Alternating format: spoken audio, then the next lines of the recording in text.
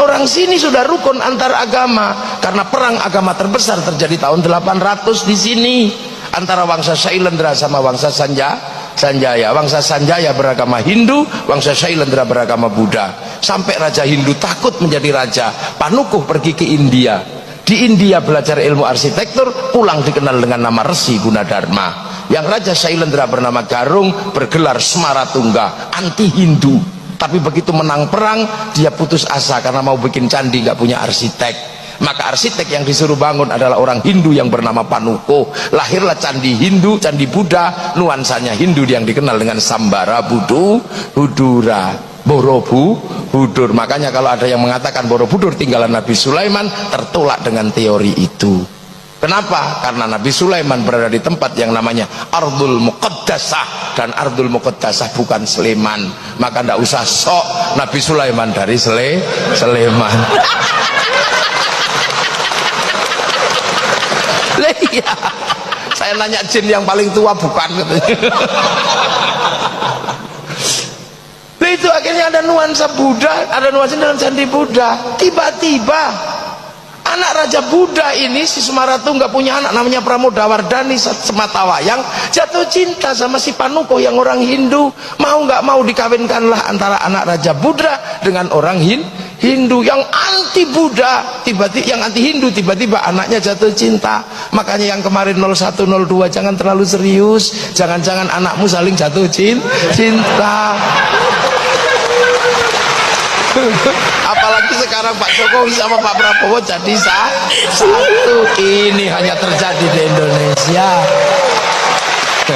Nggak usah malu, nggak usah malu, nggak usah malu. Yang kemarin mau jihad, mau apa, nggak usah malu. Kalau engkau tidak menangkan kami, aku takut tidak ada lagi yang menyembahmu. Udah nggak usah, nggak usah. Nggak usah, nggak usah, udah.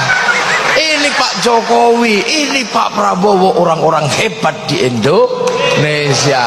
Akhirnya 5 tahun ke depan orang juga takut kalau berseberangan terlalu serius. Jangan-jangan kayak kemarin. Ini selesailah para supporter ini. Ampun sudah sekarang ini. Ketemu strategi berangkulan antara orang Jawa, ya orang Jawa Solo dan orang apa Pak Prabowo itu turunan mana itu? Jawa sama Manado.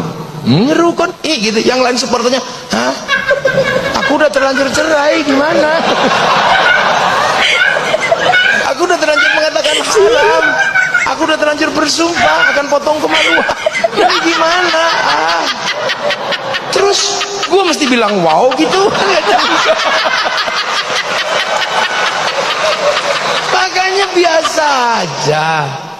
Lu akhirnya selesailah problem Hindu Buddha. Akhirnya ketika Merapi meletus pecah dua, Semaratungga punya keturunan namanya Bala Putra Dewa dari Wangsa Sailendra pindah Palembang, nggak ribut agama. Karena makanya Sriwijaya jadi besar. Sindok pindah ke timur bangun Wangsa Isyana menjadi Kadiri sama Doho, lahirlah Singosari, nggak ribut agama. Pada zaman Majapahit, di zaman era Brawijaya, bangsa ini dirukunkan dalam satu kerukunan besar namanya Bhinneka Tunggal Ika. Setelah itu saling jaga, Hindu jaga Buddha, Buddha jaga Hindu. Maka kemudian kalau ada Banser, ada Ansor kok jaga gereja, nggak usah ribut. Itulah warisan asli bangsa Indonesia.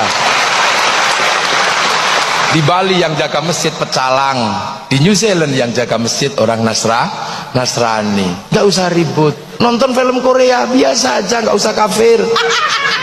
Masa gara-gara kalah ganteng sama aktornya terus bilang kafir? Jangan gitu lah. Kita biasa, jadi kita ini punya bangsa. Jadi kita rukun, makanya kiai rukun karena bineka.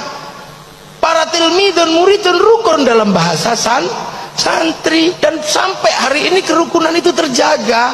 Hanya di Indonesia Yamaha rukun sama Honda, hanya di sini. Hondamu apa? Mio, itu hanya di sini. Hanya di sini minuman botol rukun dalam nama Aqua. Hanya di sini mie instan rukun dalam nama Sarimi. Hanya di sini seluruh pompa air rukun dalam nama Sanyo. Itu di sini. Udah biasa. Hanya di sini. Itu ini di Indonesia rukun. Makanya kemudian para ulama punya konsep merukunkan ini tanpa membentur. Akhirnya kemudian kehilangan tanah air ini, Islam harus punya bangunan baru. Maka lahirlah sebuah bangunan baru di mana raja dan hamba sebagai struktur yang disepakati di Nusantara mulai dibikin struktur kecil di tengah antara raja dan hamba. Struktur itu dikenal dengan nama musyarakah yang akhirnya menghasilkan bahasa masyarakat. Lah kalau sudah masyarakat, jangan raja, jangan hamba saling menindas, tapi hidup saling bertanggung jawab. Konsep hidup saling bertanggung jawab tawarannya adalah dari Rasulullah, kullukum ra'in wa kullukum mas'ulun an ra'iyati. Maka hidup bersama dalam musyarakah, orangnya disebut ra'iyah atau rakyat. Akhirnya raja dan hamba melebur dalam konsep ra'iyah. Dan satu-satunya bangsa muslim dunia yang sanggup mengambil kalimat Rasulullah untuk menyebut warga bangsanya dengan sebutan ra'iyah hanya ulama Indonesia. Kemudian ra'iyah kalau ngumpul, Al-Quran menjelaskan wasyawirhum fil amri, maka kemudian lahirlah konsep musyawarah. Nah kalau musyawarah jangan menang-menangan sendiri. Al-Quran mengajarkan tafassahu fil majalis wafsahu yafsakillah, maka ruang musyawarah namanya majelis. Ngangkat pemimpin standarnya wasi'a kursiyus samawat, maka kedudukan pemimpin disebut kursi.